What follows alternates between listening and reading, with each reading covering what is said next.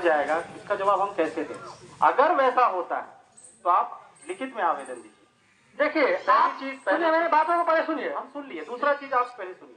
आप जो बोले कि कर्मचारी वाला सर्वे की प्रक्रिया में हमको सीओ साहब का कोई लेना देना नहीं है, ये हमारा अलग प्रक्रिया है। मेरा काम खतियार का निर्माण करना है, सर्वे करना है, हमारा टीम अलग है। हमको राजस्व कर्मचारी से मतलब नहीं है, ठीक है? आप विभागीय आदमी है।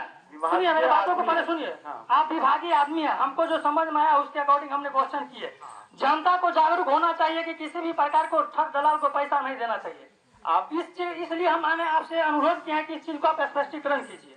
स्पष्ट यही कर रहे हैं कि सर्वे की प्रक्रिया में आप अपने अमीन साहब को पहचान लीजिए। ये सर्वे के अमीन है, इन्हीं को अधिकार है सर्वे करने का। कोई और आके आपको बोलेगा कि हम सर्वे कर रहे हैं, आपके राजस्व कर्मचारी से क्या मतलब है? आपको सर्वे की प्रक्रिया में से कोई मतलब नहीं है। बाकी आपको दाखिल खारिज जो भी कराना है वो अलग प्रोसेस है। सर्वे का आधार क्या होता है सर? सर्वे का आधार आप उद्घोषणा प्रपत्र 1 जो है आप वो पढ़िएगा, और नहीं होगा तो जो लोग नहीं पढ़ते हैं उसके लिए आप समझा दीजिए ना सर्वे का आधार क्या है। सर्वे का आधार क्या होता है? सर्वे सरकार को जब मन होता है, लगता है कि जमीन में बहुत विवाद हो रहा है, लगान वसूली नहीं हो रहा है, या फिर गलत तरीके से लगान वसूली कर दिया है, विवाद है, तो उसको खत्म करने के लिए सर्वे किया जाता है। सर्वे का मूल उद्देश्य हम आपको बताए थे। सर्वे का मूल उद्देश्य होता है खतियान का निर्माण और नक्शा का निर्माण, नया खतियान बनना। नया खतियान इसलिए क्योंकि पुराना खतियान है, बहुत लोग मर चुके हैं और बहुत दिक्कत आ रहा है। तो नया खतियान जो बनेगा ये किस आधार पर बनेगा? नया से नया बनेगा, नया से नया बनेगा, नया से नया। तो फिर विवाद तो रह ही गया, विवाद मिटा। देखिए, यही चीज स्पष्ट हम करते हैं, खतियान तोड़ने का पावर किसी के पास नहीं है, ये भी हम बताते हैं। जैसे कि ऐसे सर्वे जिस दिन फाइनल हो जाएगा, ये सर्वे हो रहा है, ये सर्वे फाइनल हो जाएगा, तो उसके बाद आरए सर्वे जिसको आप नया सर्वे कहते हैं, उसकी मान्यता नहीं रहेगी। वो सिर्फ कोर्ट के पास पावर है। कोर्ट मतलब डीसीएलआर कोर्ट हो गया, एडीएम कोर्ट हो गया, या सक्षम न्यायालय जो है सिविल कोर्ट हो गया, हाई कोर्ट हो गया, सुप्रीम कोर्ट हो गया। सिर्फ कोर्ट के पास पावर है कि खतियान तोड़ दे। खतियान तोड़ना मतलब समझ रहे हैं, मेरे नाम से खतियान दर्ज है, तोड़ के इनके नाम से कर दे, वो सिर्फ कोर्ट के पास पावर है। तो आप बोले कि जैसे इनका भी एक समस्या था कि पुराने खतियान में किसी और का नाम है, नया खतियान में किसी और का हो, ठीक है? तो इससे आपको क्या करना चाहिए था? एक कोर्ट केस कर देना चाहिए था। केस भी होला। हाँ, केस है तो आप पेपर दीजिए ना, हम पेंडिंग कर देंगे। पेपर लगा के पेपर केस नंबर और उसका पेपर दे दीजिएगा तो हम पेंडिंग कर देंगे। कुछ लोगों का डिसीजन भी हो गया होगा, तो अगर डिसीजन का पेपर है तो आप वो दे दीजिएगा, जो डिसीजन में लिखा होगा वो हम मानेंगे और उसी के हिसाब से सर्वे होगा, ठीक है?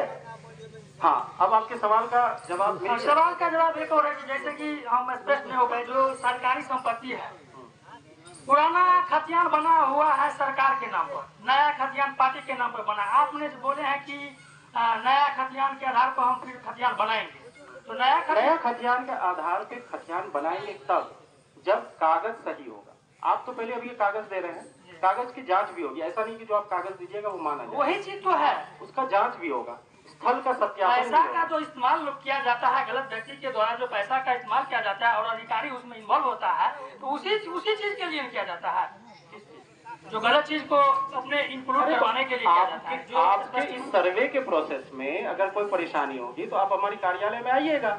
लिखित नहीं लेता है सर। आप अभी ग्रामीण में आए हुए हैं तो आप अपना सफाई दे रहे हैं कि इस तरह से होता है सर्वे। जब गांव के लोग जाते हैं, आप लोगों को ऑफिस में जाते हैं, तो किसी भी प्रकार का रिस्पॉन्स नहीं मिलता है, उसको भटकना पड़ता है, दलाल की माध्यम से आपके कुर्सी तक पहुंचना पड़ता है। आप हमारे ऑफिस में एक बार भी आए हैं?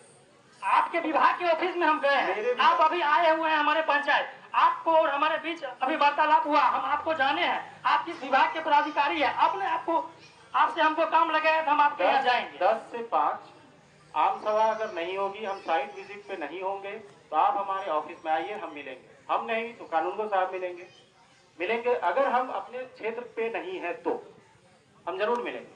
आप आइए, कोशिश कीजिए। देखिए, एक दिन हम व्यवस्था किए हैं, आपके पंचायत भवन में आपके अमीन साहब बैठेंगे, आप ही के लिए बैठेंगे। इनके पास 7 राजस्व ग्राम है, तो एक दिन अगर समय देंगे तो 7 दिन इनका निकल जाएगा।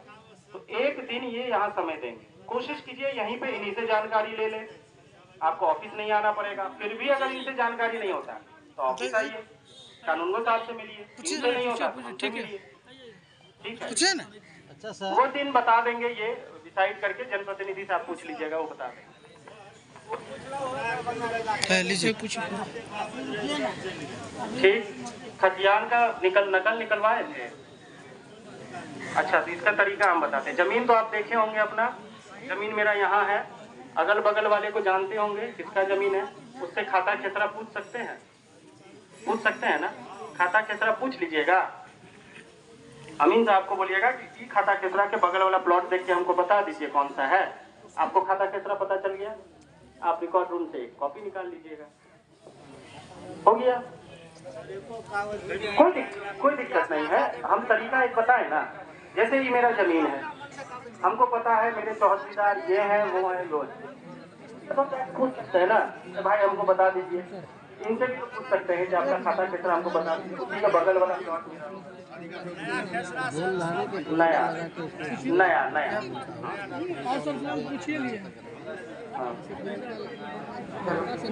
बोले सर। दरभंगा में वहाँ अलग भरा जाएगा सर मेरा सवाल